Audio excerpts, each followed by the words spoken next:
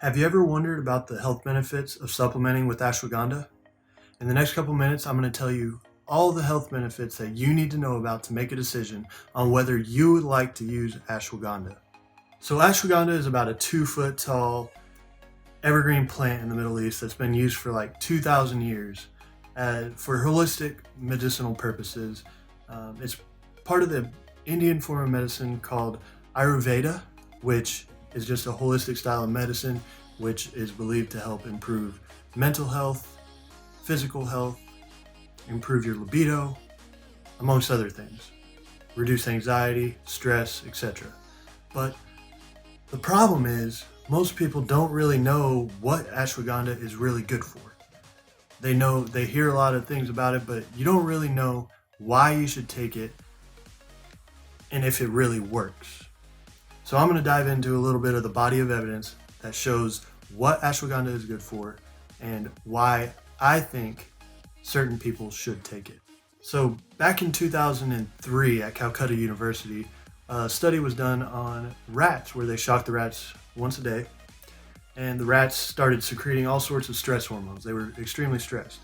And after 21 days, they started giving these rats ashwagandha before they shocked them.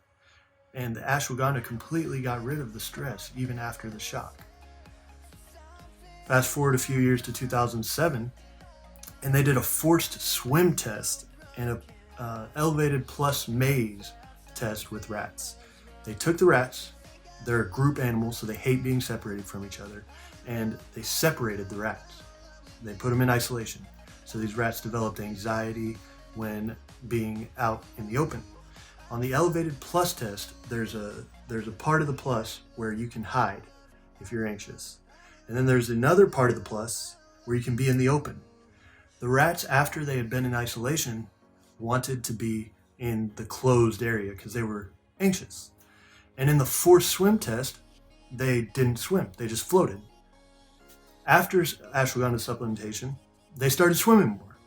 And they wanted to be in the open like a normal rat. So the ashwagandha supplementation took away their anxiety. Now you might be asking, yeah, these are rats, right? But what about humans, Mike?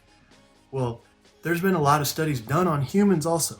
But the problem with these studies is that they're typically funded by companies that actually make the ashwagandha. Do you see a bias there?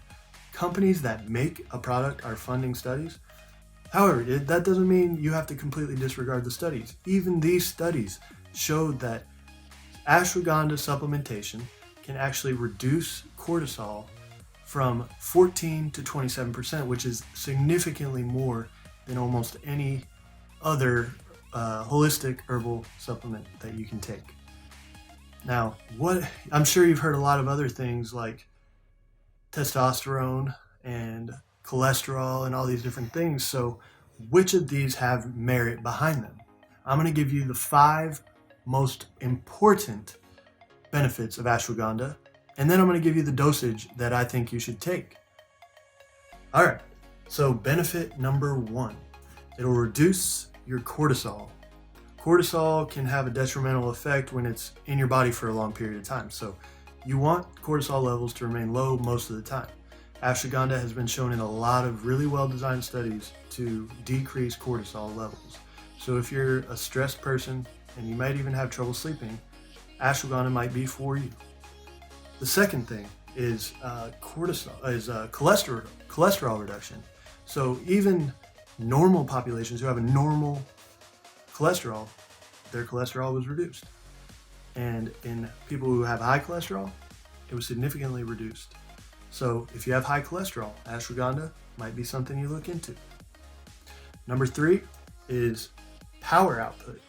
So it has been shown to actually increase power output in mainly untrained individuals. So it increases a little bit in trained individuals, but a lot more in people who don't have a long training history. Number 4 is glucose metabolism. It has been shown to reduce glucose in your blood pretty significantly, but more significantly in populations that have diseases such as diabetes. Not so much as in normal populations. So if you are diabetic, ashwagandha might be something that you want to look into. And number 5 is testosterone. Now this is a big one that I hear a lot because, I don't know, there's a rumor that ashwagandha significantly increases your testosterone. And that's just not the case. There are studies showing that it does increase your testosterone, but it is not significant enough to blow you up like steroids. It's going to increase it a little bit, but not really enough to make any physical changes in your body. So if you're looking to buy ashwagandha for a testosterone booster, I would not do it for that particular reason. Now the bonus one is that ashwagandha can be used to help boost your immune system, and it's actually been shown in cancer patients in the hospital to help increase their immune system, but that's more because it's synergistic with drugs that cancer patients take. However, if you are looking for something that may or may not boost your immune system, ashwagandha might be something you would like to look into. Now let's get into the dosing of ashwagandha. Ashwagandha has a minimal effective dose of about 350 milligrams per day. So you can take as little as 350 milligrams per day and possibly get the effects of it, which is probably the most cost-effective way to go about it. However, the optimal dose is about 6,000 milligrams a day. So 2,000 milligrams taken with food at breakfast, lunch, and dinner. Some studies, though, show effectiveness as low as 50 milligrams. But if this is me, and I've taken it before, I would take 300 to 500 milligrams per day at breakfast. So 300, 500 milligrams a day, you're being very cost effective and you're getting some benefits. Now keep in mind that the benefits of ashwagandha can have acute effects. So you might feel something immediately, but a lot of these studies show that they have chronic effects, long-term effects. So they can help you over the long run with your anxiety and some of these other things that we talked about. So what is my bottom line on ashwagandha?